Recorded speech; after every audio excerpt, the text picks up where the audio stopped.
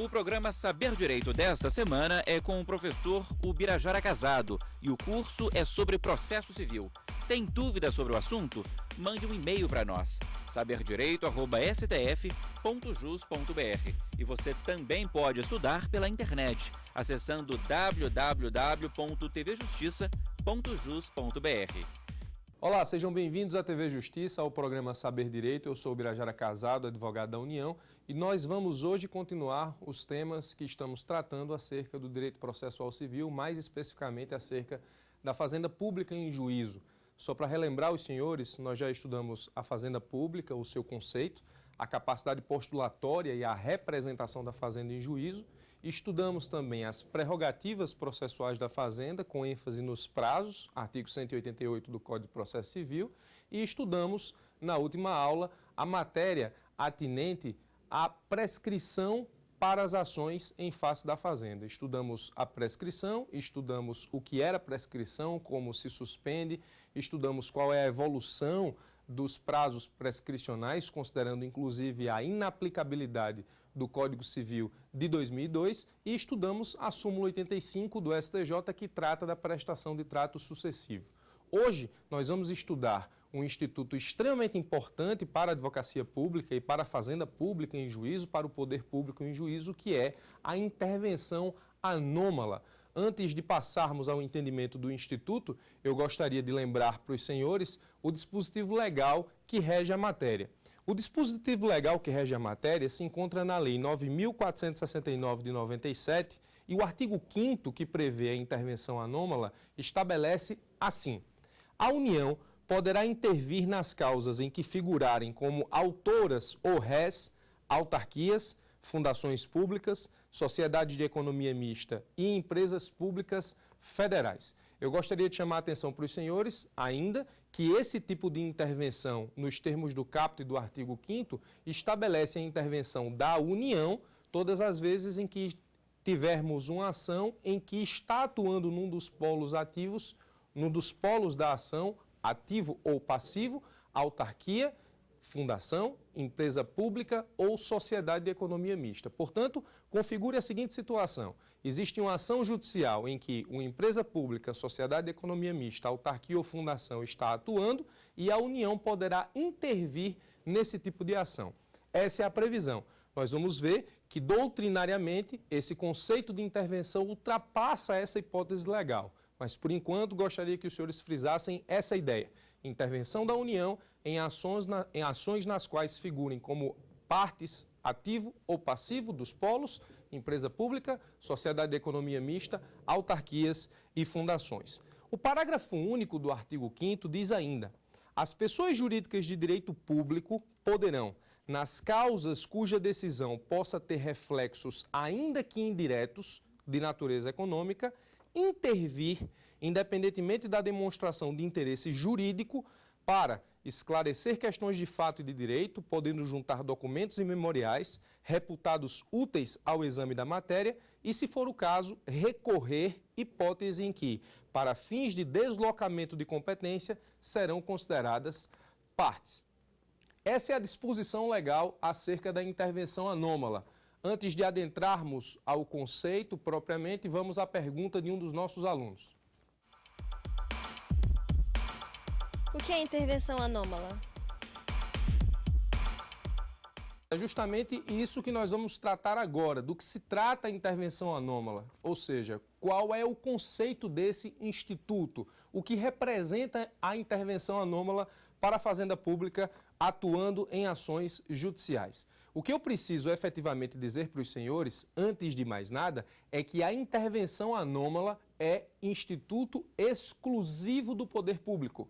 Ou seja, apenas a fazenda pública em juízo pode se valer da intervenção anômala enquanto instituto processual. Como o próprio nome diz, trata-se de uma intervenção processual, ou seja, a União, estados, municípios, Distrito Federal, pessoas jurídicas de direito público, elas podem intervir no processo sempre que existir interesse jurídico, ainda que reflexo. Na verdade, interesse jurídico na modalidade interesse econômico. Quando existir interesse econômico, ainda que reflexo, a Fazenda Pública pode intervir em ações nas quais ela não configura inicialmente como parte. Perceba que na modalidade de intervenção de terceiros, aquela intervenção de terceiros que nós estudamos no Código de Processo Civil, nas nossas primeiras aulas de processo civil na faculdade, nós vemos que o requisito legal para a intervenção de terceiros é a demonstração de interesse jurídico. O interesse jurídico propriamente dito, ou seja, o interesse jurídico na lide, não é fundamento da intervenção anômala. A intervenção anômala é a demonstração de interesse econômico. Obviamente que quando se fala em interesse econômico no processo, sempre existirá um viés jurídico nesse interesse. Mas o interesse é econômico e não de outra pretensão jurídica. A intervenção de terceiro exige, a intervenção de terceiro comum do Código de Processo Civil exige a demonstração de interesse jurídico, enquanto que a intervenção anômala exige a demonstração, ainda que reflexa, não precisa ser direta, não precisa ser um interesse econômico direto, ele pode ser reflexo para a demonstração da intervenção anômala. Dito isso, nós acabamos de ver na disposição legal que, demonstrado o interesse de natureza econômica, ainda que reflexo, a pessoa jurídica de direito público pode intervir independentemente da demonstração de interesse jurídico.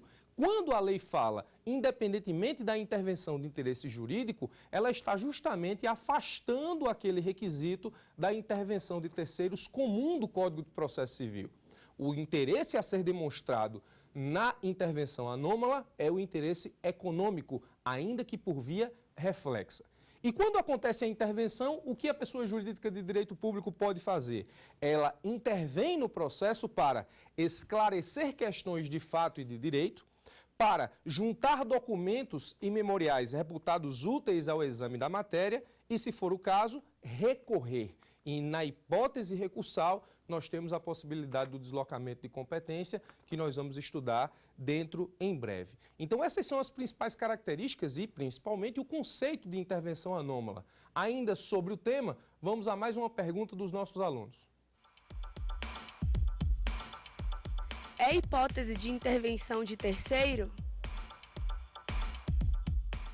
Na verdade, ela é uma hipótese de intervenção de terceiros, mas que apresenta requisito diferenciado daquele previsto no Código de Processo Civil. Novamente, no Código de Processo Civil exige-se a demonstração de interesse jurídico e na intervenção anômala o interesse é econômico. Como disse, o interesse econômico dentro de uma relação processual sempre terá um viés jurídico, mas a demonstração do interesse é a demonstração do interesse econômico.